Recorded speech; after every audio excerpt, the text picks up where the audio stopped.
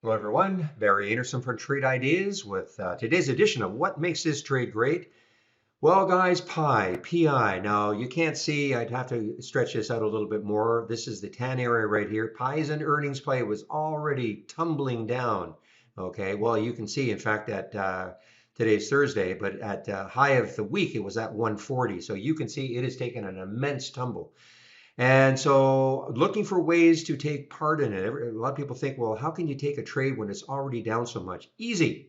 So my idea, it popped up and then it started to move down. And I said, you know what? If it takes out 90, I want to be in. And that's exactly what happened. Look at this on the 15th from 90 all the way down before it popped up to 82. I was looking at this level over here on the weekly chart as maybe stalling it.